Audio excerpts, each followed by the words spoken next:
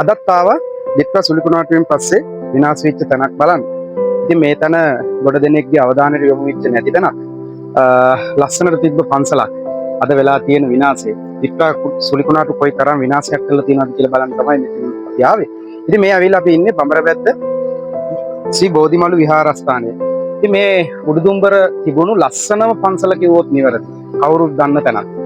ඉතින් අපි ගිහින් බලමු අද මොනවද වෙලා තියෙන්නේ කියන එක පිළිබඳව කොයිතරම් විනාශයක් වෙලා තියෙනවද කියන එක ගැන. මේ තියෙන ලස්සනට තිබ්බ ආවාසකේ. ඉතින් මෙන්න මේ විදිහට ඉන්ටර්ලොක් ගල් අල්ලලා තිබුණු පොළව දැන් එහෙම නැත්නම් මිදුල දැන් අඩි 2-3ක් විතර වෙන්නම වැලි පිරීලා තියෙන්නේ. ඉතින් පන්සලේ ඇතුළට ගියපුවාම කලින් එනවට වඩා කලින් අපි දැක්කට වඩා හරි වේදනාකාරී විදිහට ඒක විනාශ වෙලා තියෙනවා. මේ දහම් පාසලේ ළමයිගේ පොත් ටික මේ දහම් පාසලේ කාර්යාලය තමයි මේ විනාශ වෙලා තියෙන්නේ. මේ විනාශ වෙච්ච පොත් තමයි මේ පේන්න තියෙන්නේ. ඉතින් එදා මෙදා තුර පන්සලේ හිටපු පොඩි හාමුදුරුවෝගේ අධ්‍යාපන කටයුතු වලට වැදගත් වෙච්ච පොත් වගේම දහම් පාසල් ළමයිගේ පොත් මේ විදිහට විනාශ වෙලා තියෙනවා. මේ ඉන්නේ අපේ පන්සලේ නායක හාමුදුරුවෝ. එදා සිද්ධිය කොහොමද සිද්ධ වුනේ කියලා අපි නායක හාමුදුරුවෝගෙන් අහලා බලමු. එදා දවස මොන වගේ දෙයක්ද සිද්ධ වුනේ කියන එක ගැන. මම දැන් මේ වැඩ සිටින්නේ බඹරපැත්ත ශ්‍රී බෝධිමළු විහාරස්ථානයේ. විශේෂයෙන්ම අපේ පන්සල පිහිටලා තියෙන මහනුවර දිස්ත්‍රික්කයේ උඩුදුම්බර ප්‍රාදේශීය ලේකම් කොට්ටාසේ බඹරපැත්ත ග්‍රාමයේ ශ්‍රී බෝධිමළු විහාරස්ථානය පහුගිය 2025 11/27 වෙනි දින සිදු වුණ නායෑම් හේතු කොටගෙන අපේ ගම්මානයටත් ඒ වගේම විහාරස්ථානයටත් විශාල විපත්ති රැසක් සිද්ධ වන්නට යෙදුණා. ආයෑම් 4ක් වගේ සිද්ධ වෙලා තිබෙනවා මේ ගම්මානය ගත්තයින් පස්සේ. ඉතින් මේ අපේ විහාරස්ථානයේ ඉදිරි පිටින් ගිහිල්ලා තියෙන නායත් ඒකෙන් එක කොටසක් එහෙම ගත්තයින් පස්සේ ගම්මානයේම ගත්තාම පවුල් ගෙවල් 25කට එහා ප්‍රමාණයක් යට වෙලා තිබුණ තැනක්වත් හොයාගන්න බැරි වගේ අවස්ථාවක් වෙලා තිබෙනවා. මිනිස් හානි ගත්තයින් පස්සේ ඇත්තටම එක මිනිස් හානියක් තමයි සිද්ධ වුණේ. ඒකත් එහෙම වෙන්න හේතුව තමයි අපිට උදේ ඉඳලාම නායෑම සිද්ධ වුණා. දැන් පන්සලේ ගත්තාම 4:45ට 5ට වගේ තමයි පළවෙනි නායෑම සිද්ධ වුණේ. අවස්ථා 3කදී විහාරස්ථානයේට එකම තැනින්ම නාය පැමුණුණා. සිදුවීම ගත්තයින් පස්සේ අපි පහවදා උදේ 28 වෙනිදා එළිය වැටෙනකොට ඉතින් අපි පුළුවන් තැන්වලින් මේ දිහා බලාගෙන හිටියා. ඉතින් ඇත්තටම මේ සුන්දරත්වය හාත්පසින්ම වෙනස්ම මුහුණුවරකට ගිහිල්ලා මිනිස්සු ගෙවල් ගිහිල්ලා ඇඳු කඳුලින් ඊට පස්සේ ගොඩක් දුරට මේ මම ගත්තාමත් එමය දැන් මේ විහාරස්ථානයේ අපි 11ක් වගේ ඉන්නවා. පොඩි හාමුදුරුවෝලා 4 නමක් ඉන්නවා. ඊට පස්සේ සම්පදා වෙච්ච මමත් එක්ක තව දෙනමයි අපි 3 නමක් ඉන්නවා. ඊට පස්සේ දරුවෝ 3 දෙනෙක් ඉන්නවා. ඉතින් අපිත් එදා මේ නාය යෑම හා සම්බන්ධව ගත්තාම මේ අඳන සිවුර පමණයි ඇඳගෙන ගියේ.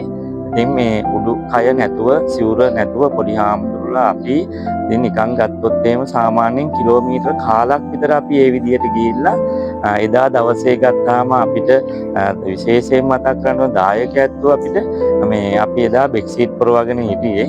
ඉතින් සිවුරු වෙනුවට පොඩි හාමුදුරුවෝලා සතියක් විතර එහෙම හිටියේ.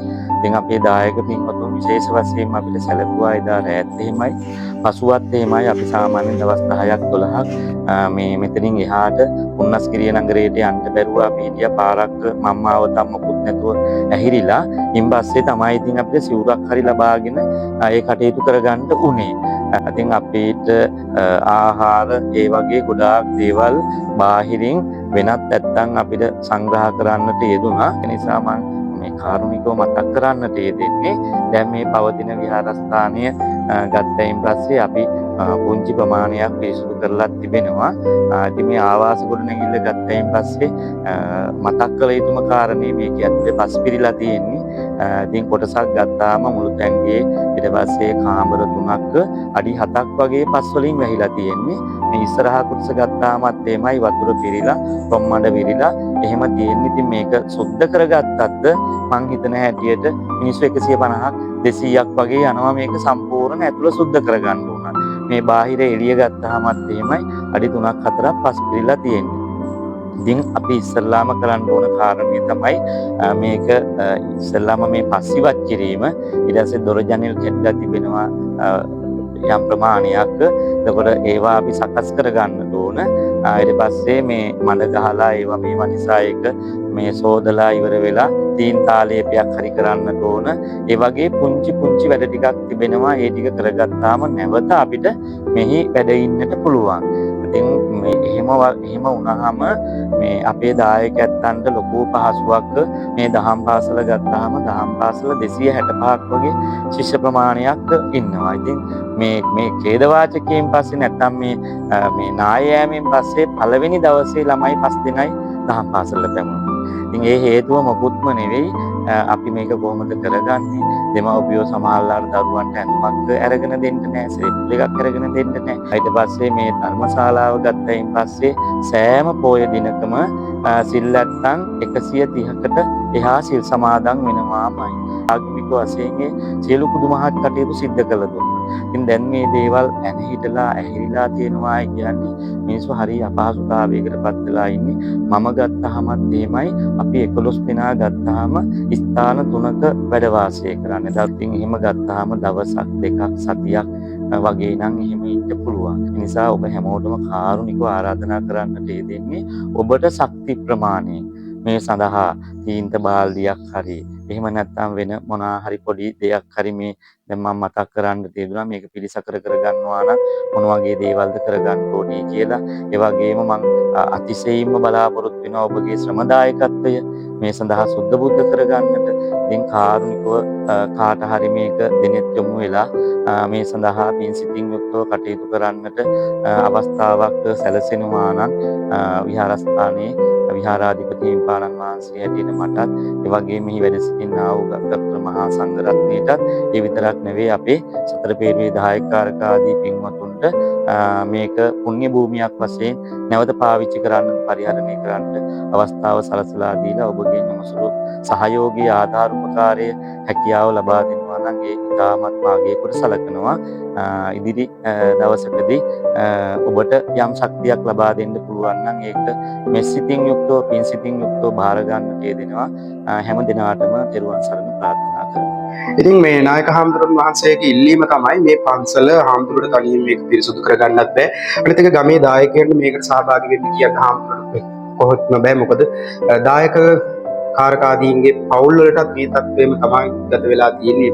මිනිසුන්ගේ ගෙවලුත් මේ වෙනකොට විනාශ වෙලා තියෙන්නේ. ඉතින් ඒ නිසා හාමුදුරුවෝගේ ඉල්ලීම තමයි පින් කැමති කවුරු හරි කෙනෙක් ඇවිල්ලා කවුරුන් හෝ පිරිසකට මේ පන්සල සුද්ධ පවිත්‍ර කරලා දෙන්න. ඉතින් මම හිතනවා එහෙම කරලා දෙනවා නම් මේක මහත්ඵල මහානිසංස ලැබෙන පින්කමක්. මොකද දහම් පාසල් පවත්වන්නත් ඒ වගේම තමයි ආගමනුකූලව වැඩ කටයුතු ටික සිද්ධ කරන්නත් මේ ස්ථානීය తాවකාලිකව හෝ පිළිසකර කරගන්න. එහෙම නැත්නම් වැඩ වාසය කරන තත්ත්වය දක්වා මේක අස්පස් කරගන්න හාමුදුරුවෝගේ බලාපොරොත්තුවක් තියෙනවා. පසු කාලීනව පන්සලක් හදා ගන්නතුරු. ඉතින් ඒකට තමයි හාමුදුරුවෝගේ බලාපොරොත්තුව. ඉතින් කවුරු හරි කෙනෙක් ඉන්නවා නම් පින් කැමති කවුරු හරි සමූහයකට හරි කමන්නේ ඇවිල්ලා මේක යථා තත්ත්වයට තිබ්බ තත්ත්වයට නෙවෙයි තරමක් හෝ දුරට මේකේ වැඩ වාසය කරමින් හාමුදුරන් වහන්සේලාට ඒ ආගමනුකූල වැඩ කටයුතු ටික සිද්ධ කරන්න අවස්ථාව සලසලා දෙන මෙන් තමයි අපේ නායක හාමුදුරුවෝගේ ඉල්ලීම වෙන්නේ.